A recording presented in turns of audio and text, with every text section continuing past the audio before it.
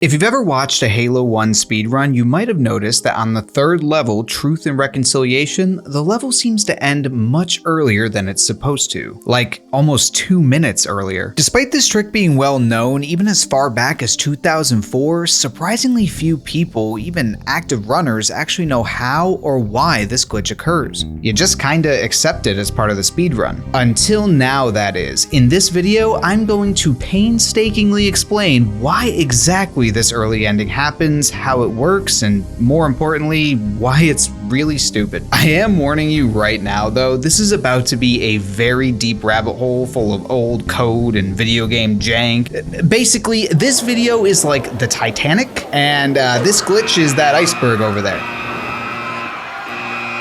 So let's crash into it.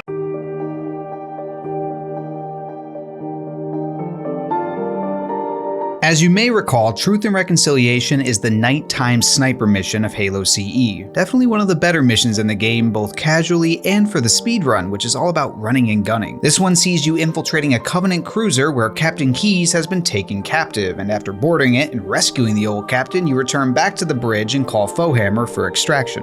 Negative, Cortana. I've been engaged by Covenant Air Patrol. Except Foehammer is a bit tied up and can't make it anytime soon. But Keyes has another idea. Cortana, if you and the Chief can get us into one of those Covenant dropships, I can fly us out of here. So you fight your way back to the hangar, open up the back door, and fly on out of there using a hijacked Covenant dropship, and easily one of the most badass sequences in the game. So that's how it's all supposed to go, except in the speedrun we short-circuit a few things. The level instead just ends after returning back to the bridge with Captain Keyes. No call to Foehammer for extraction, no desperate fights back to the hangar, no hijacking, nothing. The level just fades to white. Unfortunately, we do still get the ending cutscene. So that's everything we're skipping. It seems there's something about the speedrun that confuses the game at exactly this point on the bridge into thinking we've satisfied all necessary criteria to end the level, even though we really didn't, at least not to how the developers intended. But to even begin to understand the mechanics of how this glitch really works, we first need to understand how the heck we even win, quote unquote. What exactly under the hood causes the game to mark a level as complete and move on to the next?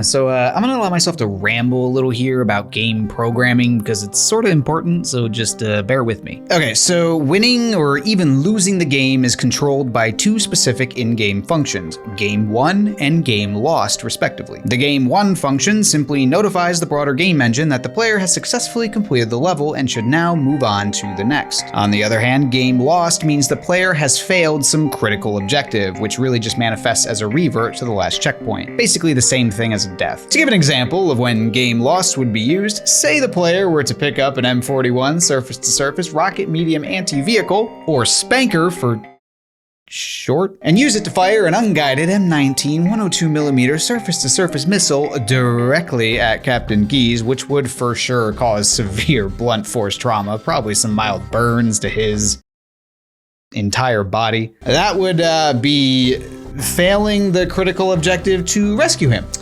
So that's a revert. There are no spankers on this level, by the way, regardless of what Remastered Chief has to say. This is stupid. But we're not interested in game lost here. What we're looking for is game won. Something about the speedrun is causing this particular function to get called much earlier than the developers intended. Fortunately, with the Halo CE mod tools released alongside the Master Chief Collection, we have the original copies of the scripts for each level. Truth and Reconciliation has the level codename A50, so we just search for game won within this codename, and there it is. We can now backtrace from here to determine the exact criteria needed to complete the level. First things first, we need to determine when exactly the game starts checking for the level completion criteria leading to this game won invocation. Most scripting functions in Halo CE are known as dormant, which means they don't actually do anything until they're awoken. Essentially, they're asleep, and we need to roll in banging some shit to wake them up. The game won call is contained within game win script, which is a dormant function that, when awoken, checks that the player has satisfied a series of criteria. If so, you did it. Gold star. Game won. Off to the beach.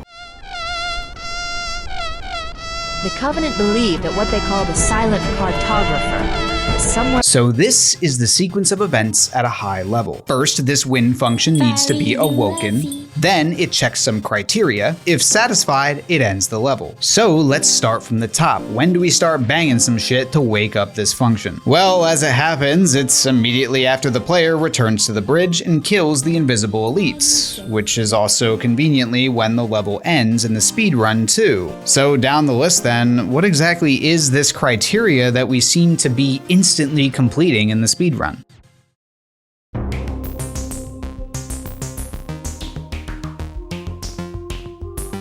Well, it's not one single criteria the game checks for, it's actually 3 separate and distinct criteria. The first criteria is that Captain Keyes has finished his hijack conversation. This is the conversation in the bridge where Fohammer says she can't pick us up. Once this conversation completes, then criteria 1 is satisfied. Now, an important caveat to this is that the conversation only needs to be marked complete. It says nothing about whether it was successful or not. What I mean by this is that if the player were to take a sniper rifle system 99C Series 2 anti-material and fire a 14.5 by 144mm round directly at the person next to Captain Keyes, who also happened to be his jail buddy, well, Captain Keyes doesn't like that very much and he gets mad at you. In other words, he's now your enemy, but you can't kill him because then that's game lost. You can kill everyone else around him, Cortana doesn't give a shit. Anyway, if Keyes is mad at you, he doesn't want to talk to you. In other words, when the game tries to initiate the bridge dialogue, it instantly fails because Marine aggro. However, failure is still completion. So if you're ever curious why speedrunners shoot and blow up Marines all over the place on this level, that's why. Making them mad skips the dialogue. We're not just psychopaths.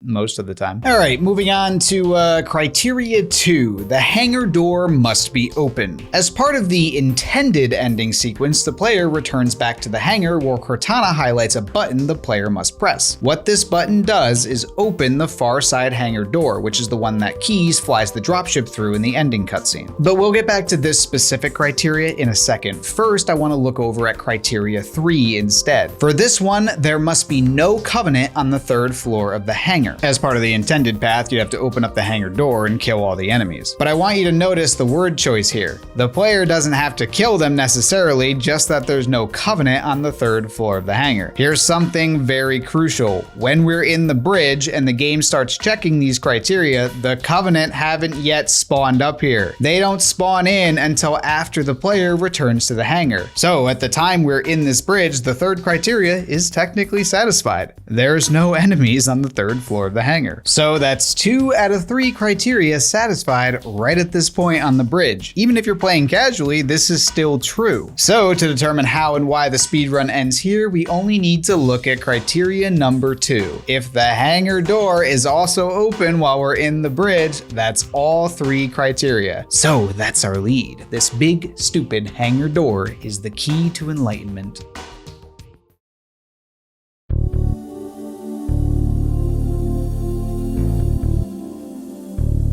All right, so let's analyze this door here. What makes it tick? What's it thinking of? The real question we need to answer is when is this door open and when is it closed? And then what about the speedrun route breaks it? So right off the bat, when you first enter the hangar after boarding the Truth and Reconciliation, the hangar door is open. Well, that was easy. Okay, cool. So when does the game close it? Well, let's see here. The game closes it in the game win script. Wait, what? Okay, so right at the very start of the game win script, you know, the script that checks the 3 criteria I mentioned and calls game 1. Yeah, right at the start of that, before checking said criteria, it closes the hangar door and then turns on the button that opens it. In other words, criteria 2, the hangar door being open, it's guaranteed not to be satisfied. So what the hell is going on here? How could it end early? There's a perfectly good explanation for this, actually. The bridge is part of load zone number 4. The hangar, and more importantly, the hangar door, is part of load zone number 3. In other words, when the game calls this function to close the hangar door, we're in the bridge, load zone 4, which means the hangar door as part of load zone 3 is not currently loaded in. Furthermore, when you tell the game to open or close one of these doors, an animation has to play out, as you can see here. Now here's the kicker. This open-close animation can't play unless the door is loaded in. That just makes sense. As a side tangent, the function Bungie really meant to call here was device set position immediate. The immediate portion of the function tells the game to bypass any animations and just do the thing. But they didn't do that. Alright, that was a lot, so let's recap. The hangar door is open when we return to the bridge. The game tries to close the door, but it fails to do so because it's not loaded in. That means at the bridge, Criteria 1, Captain Yapser is mad. We're good there. Criteria 2, hangar door open. Yep. And Criteria 3, we didn't return to the hangar yet, so there's no enemies. That's all 3 check marks, and the level ends. That's it. The dropship is loose. Everybody, mount up. Let's get on board. So how the fuck does this even work normally?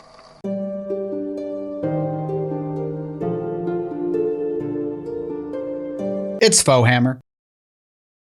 Yeah, that faux hammer. There's only one other place where the hangar door is closed in the entire level. When you go to the hangar initially, there's a big battle that takes place. Most likely, especially on higher difficulties, many if not all of your Marine allies will not make it past this point. So after you clear out the hangar and make your way through the halls to the second floor, if too many Marine allies perished, Cortana will radio in for reinforcements. I'm going to call for reinforcements.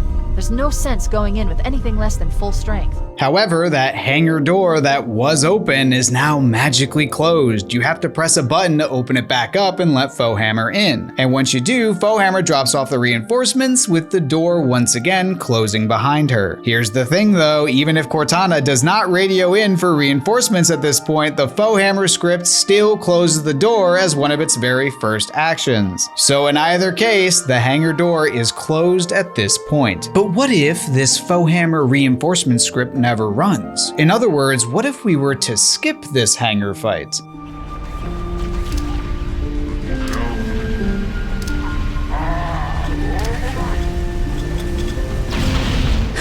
Now wait, but that would mean, yep, the hangar door stays open. And that's exactly what this big ol' skip does. We use the temporary invulnerability that we get from picking up an overshield combined with a bunch of grenades to boost us all the way up to the 3rd floor. What I want to stress though is you don't have to do this big huge launch to the 3rd floor. Even as far back as 2004 during Bungie's Going Nowhere Fast speedrun competition, the runner did skip this hangar fight using a grenade jump to the 2nd floor, and this still causes the early ending. And that's the glitch that broke the Truth and Reconciliation. This one little out-of-the-way reinforcement script that we just so happened to skip causes a whole chain of events leading to the level ending earlier than it's supposed to.